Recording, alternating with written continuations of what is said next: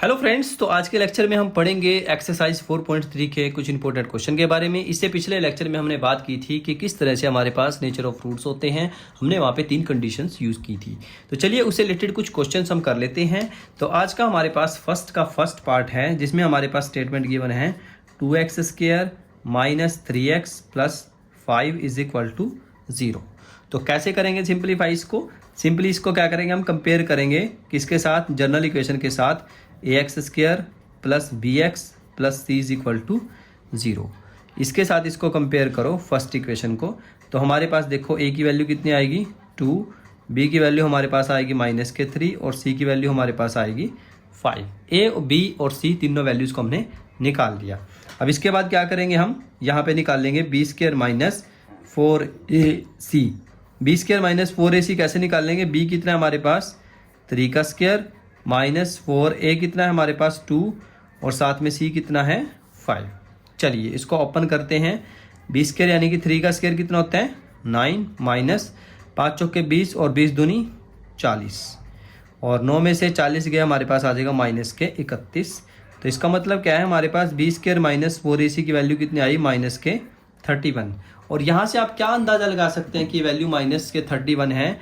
आप बता सकते हैं कि b² - 4ac जो है वो नेगेटिव है। अगर b² - 4ac नेगेटिव है तो हमारे पास लिखेंगे नो रियल रूट एग्जिस्ट।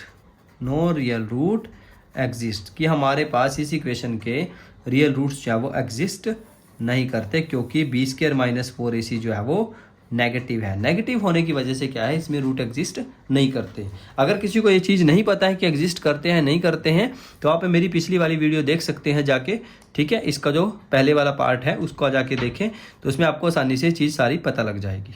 चलिए अब हम नेक्स्ट क्वेश्चन कर लेते हैं इससे रिलेटेड फर्स्ट का सेकेंड पार्ट।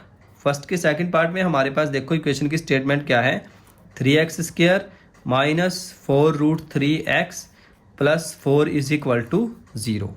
अब यहाँ पे जब हम इसको इसके साथ कंपेयर करेंगे, इस इक्वेशन के साथ ax² + bx + c के साथ, तो आप देखेंगे कि a की वैल्यू कितनी है हमारे पास 3 है, b की वैल्यू हमारे पास है -4√3 और c की वैल्यू मेरे पास है 4। ठीक है, अब चलिए निकाल लेते हैं। हमें निकालना है b² - 4ac। करो ओपन इसको। b² यानी कि 4√3 का स्क्वायर -4a हमारे पास है 3 और c मेरे पास है 4। ओपन करो इसको। 4 का स्क्वायर 16 और 3 का स्क्वायर करेंगे, √3 का करेंगे स्क्वायर तो 3 आ जाएगा। -4 × 12, 12 चौके 48 और 16 × 48, तो 48 - 48 दैट इज़ 0। तो इसका मतलब क्या है, b² - 4ac की वैल्यू मेरे पास आ जाएगी 0।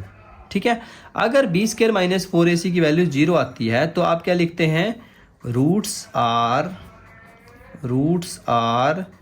रियल एंड इक्वल, कि हमारे पास रूट्स हैं इस इक्वेशन के और वो दोनों के दोनों क्या हैं, इक्वल रूट्स हैं। तो इक्वल रूट्स के लिए हम क्या से निकालेंगे फिर x की value, x = -b + b² - 4ac और इसके ऊपर रूट लिखेंगे, अपॉन में लिखेंगे हम 2a।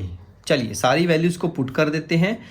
x = -b यानी कि 4√3 माइनस के साथ में ये 0 आ जाएगा, अपॉन में 2a हमारे पास है 3। करो इसको ओपन, कितना आएगा हमारे पास ये, इसको जब हम ओपन करेंगे तो हमारे पास आएगा ये माइनस प्लस 4√3, ये तो सारा 0 हो जाएगा। नीचे बचेगा हमारे पास 3 × 2 = 6।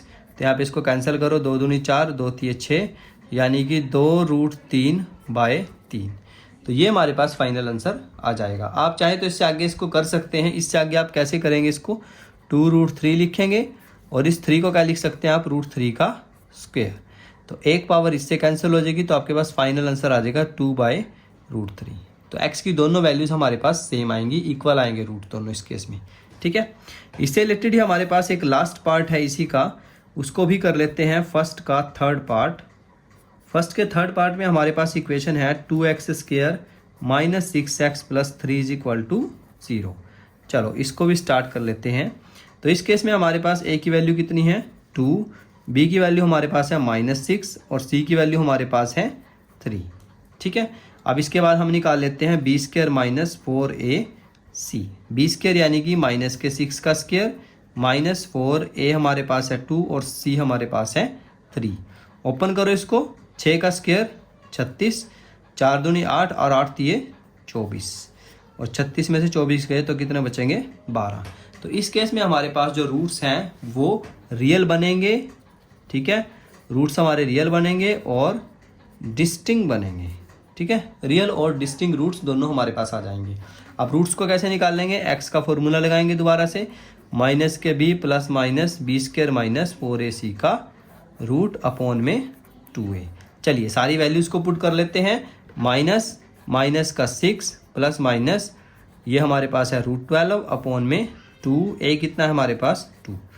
चलिए ओपन करिए इसको, minus minus plus plus minus, इस 12 को क्या लिखेंगे हम, 12 के हम रूट्स बना लेते हैं, 2 दूनी 4 और 4 दिए 12, नीचे हमारे पास आ जाएगा 2 दूनी 4, ठीक है। ऊपर से हम क्या करते हैं 2 कॉमन ले लेते हैं, तो हमारे पास यहाँ पे बचेगा 2 3 6, यहाँ पे बचेगा प्लस माइनस √3 अपॉन में हमारे पास आ जाएगा 4, तो 2 दूनी 4। तो यहाँ से x की 2 वैल्यूज़ हमारे पास अराइज होके आती हैं, एक हम प्लस में लिख लेते हैं 3 प्लस √3/2, कॉमा एक आ जाएगी 3 माइनस √3/2। तो ये 2 वैल्यूज़ हमारे पास आ जाएंगी x की, जो दोनों की दोनों हमारे पास क्या हैं, रियल हैं और दोनों की दोनों डिस्टिंक्ट हैं, यानी कि दोनों की दोनों जो वैल्यूज़ हैं वो अलग अलग हैं, ठीक है दोस्तों। तो आज की इस वीडियो में आपको कैसा लगा मुझे कमेंट करके ज़रूर बताएं। इससे रिलेटेड वीडियो को आप अपने फ्रेंड्स को ज़रूर शेयर करें, जो स्टूडेंट आपके 10th क्लास में हैं या उससे भी नीचे क्लासेस में हैं, उनके लिए भी ये वीडियो है, क्योंकि वहाँ पे भी क्वाड्रेटिक इक्वेशन की बात की जाती है। चैप्टर नंबर जैसे कि क्लासेस हमारे पास 9th क्लास में है, उसमें भी क्वाड्रेटिक इक्वेशन की बात की जाती है, पॉलिनोमियल्स की बात की जाती है इवन, ठीक है।